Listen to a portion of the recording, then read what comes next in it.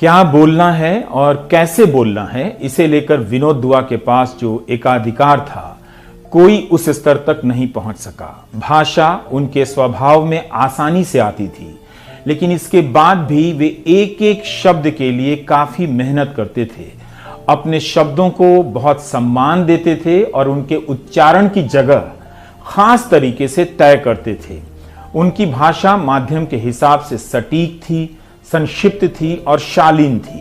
उनकी भाषा में अंग्रेजी, पंजाबी, हिंदी और उर्दू का बेहतरीन समावेश था। उनके पिता विभाजन के बाद पाकिस्तान के डेरा इस्माइल खां से भारत आए थे। अपने पुरखों के शहर की पंजाबियत और उसकी ठाठ तब खूब झलकती थी जब वे पठान सूट पहना करते थे।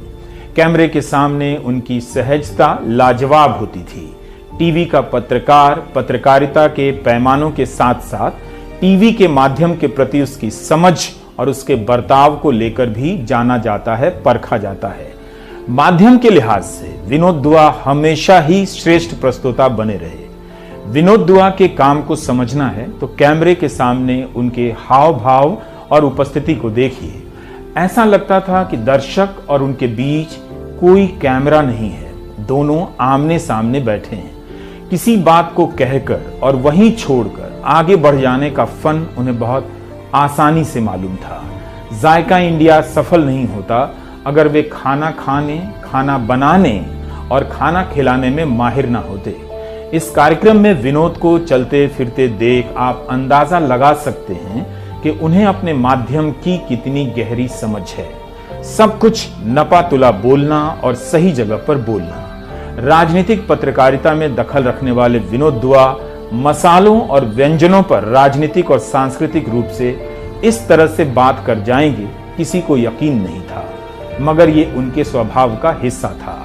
अपनी पत्नी के निधन के बाद भी वे फेसबुक पर लिखते रहे कि वापस लौटेंगे, रिपोर्टिंग करेंगे। दूरदर्शन के लिए उनका कार्यक्रम जनवाणी और परख आज भी यादगार माना जाता है। उस कार्यक्रम ने टीवी पत्रकारिता के लिए कई लोगों को प्रशिक्षित किया जो भविष्य में जाकर इस माध्यम का चेहरा बने। आपके इस एंकर को भी विनोद दुआ के साथ काम करने का सौभाग्य प्राप्त हुआ है।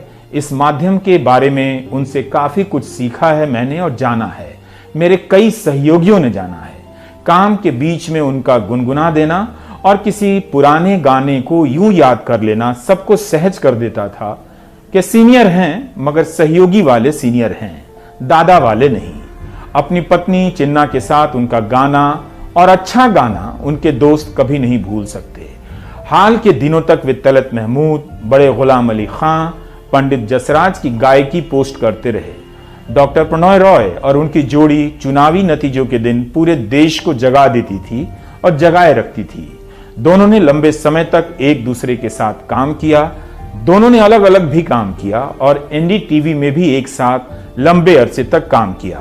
टीवी पत्रकारिता का एक शानदार पन्ना आज अलग हुआ है।